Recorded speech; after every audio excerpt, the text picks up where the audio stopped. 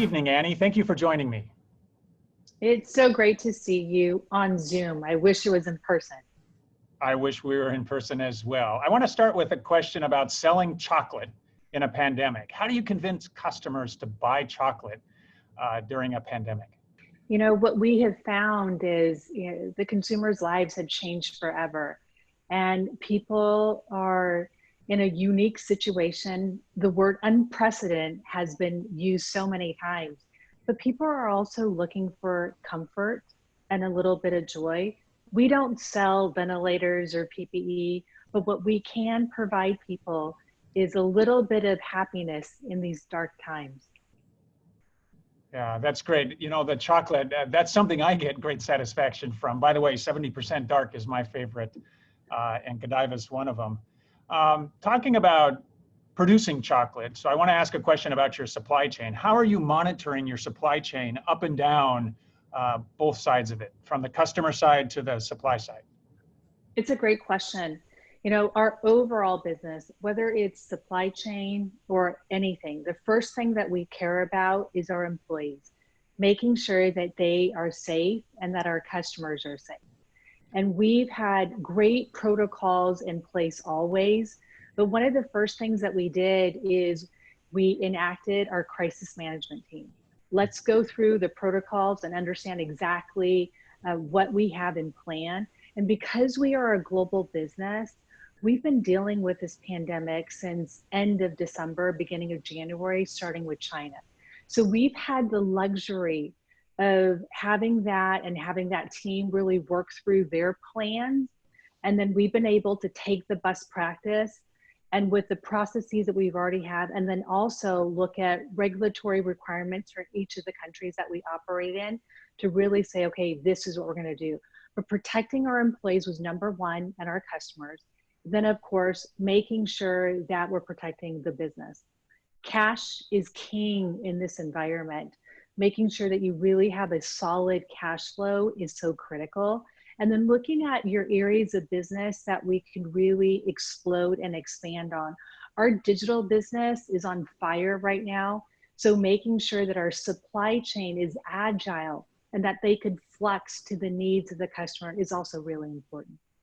Yeah, that's a great point. I had to do the same thing here with a crisis management team, pull it together quickly, and then you hyper focus on the health and wellness of your employees, and in our case, student, faculty, and staff. So I want to ask about success. How are you defining success for Godiva during this pandemic? A couple of things. Again, it is first making sure that our employees are safe, making sure that we are really tight with controls during this time frame. For our business, majority of our retail is completely shut down.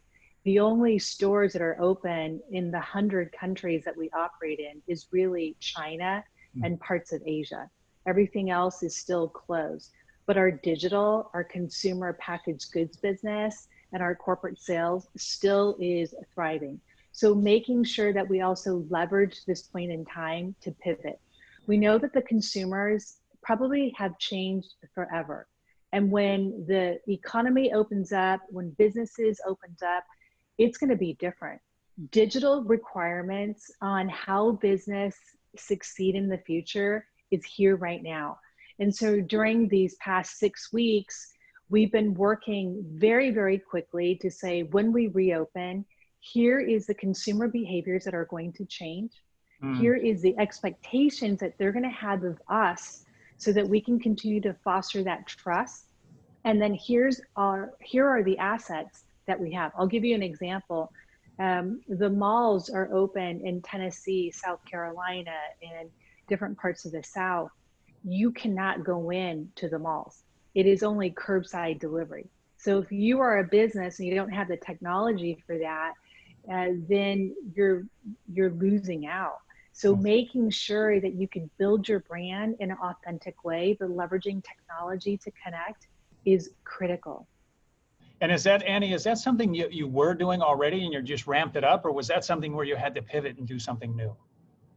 We have been investing in that for the last 18 months. When I went into Godiva, one of the things that I talked about is we have digital debt and we have to pay that back.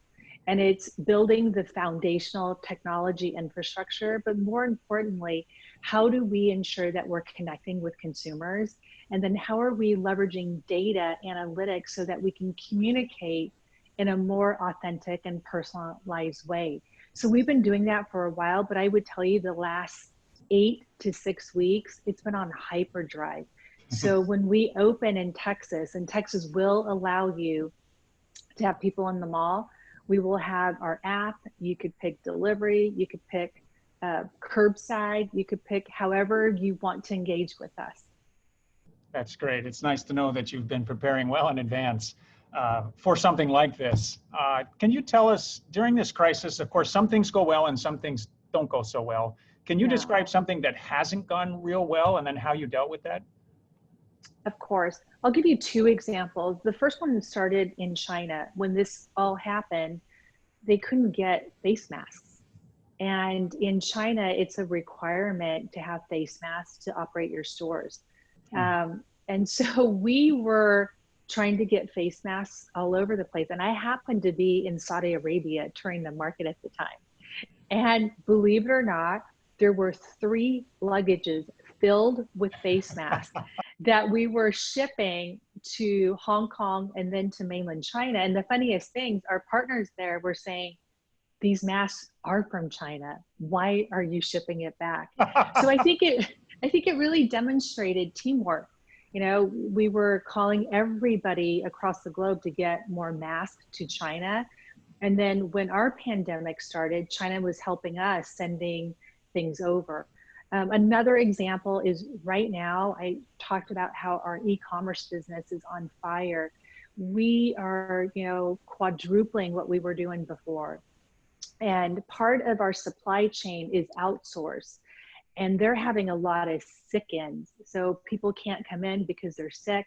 And so we've had to be really nimble to work with our partners to ensure that there's enough healthy people so that people could get their chocolate.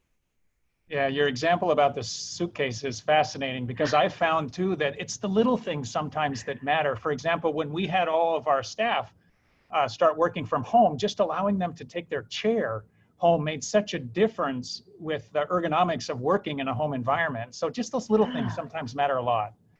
That's a good one. Yeah, can you tell me how have you worked with your board during this time? You know, during this time, I think communication is so important. And so lots more frequency at the board level. I sit on also 2 external boards, Tiffany and Company, and also Yum Brands. And what each of the CEO there have done is also increase their frequency of communication so that the board understands exactly what's going on.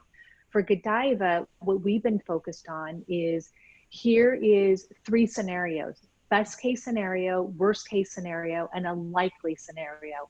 And here are the different plans in case each of the scenarios were to take place, so that the board understands how we are running the business today. But more importantly, I think for boards, they want to know, do you understand the consumer behavior and how are you pivoting? How are you leveraging this time to make sure that not only do you survive, but you thrive as it opens up? Yeah, it's interesting you mentioned that worst case, best case, most likely case, because I was with my crisis management team just this morning, and we're doing the same thing with respect to education as it's going to pertain to next fall. And so we're also doing that contingency planning, just not about chocolate. Can you describe, do you as a leader have or Godiva as a company have a North Star that you look to when making really tough decisions? We look at our values and behavior. And one of the things that we always talk about is, we want to make sure that we act as one team, that we are very, very focused on the consumer, what her needs are. And then we focus on being agile. I think when you're a global company, one of the luxuries that we have is we see best practices from different parts of the world. How can we pivot? How can we understand behaviors before it happens? And then how do we ensure that, especially with technology, the cycle of change is happening so quickly. And I think that is right now the only constant in life is change. Yeah. And if we do all those things right, then we will be able to deliver growth profitably. And for us, our brand mantra is open people's eyes to a more wonderful world.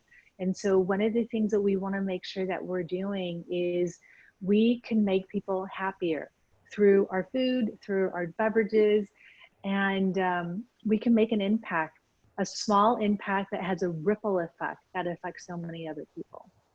Yeah, that's great. You mentioned the mantra. I have one too. You've heard that's better together, better tomorrow. And so I'm always asking our students, faculty, and staff, even in this environment, to concentrate on how are you helping others and yourself be better together, better tomorrow. You mentioned the technology piece. I want to talk a little bit about social media. Can you talk about your social media strategy and how you're using social media as a leader? Absolutely. Social media is so important. And one of the things that we quickly did is understood, how do you ensure, particularly in this environment, that you use social media in the right way? This is not a time where people want to be sold to. And there are a lot of companies that have made very, very big mistakes. So I think it's being authentic, understanding the sentiment of the consumer, and appropriately reaching out. I would give you an example, probably one of the best social media leverages is actually in China. It's called WeChat. And we're leveraging WeChat for social selling in a very authentic way. Here we use, Twitter, Facebook, Instagram, Snapchat, and connect with our customers. One of the things that we've been doing is we know that there are a lot of people that are fighting for our lives in the front line, healthcare workers. And so we've been thoughtfully donating our chocolates, our biscuits to people all across the globe, and right here in the US, and right here in our own backyard of UW Medical. And that's, for us, a really good way for us to connect with our customer where we're relevant.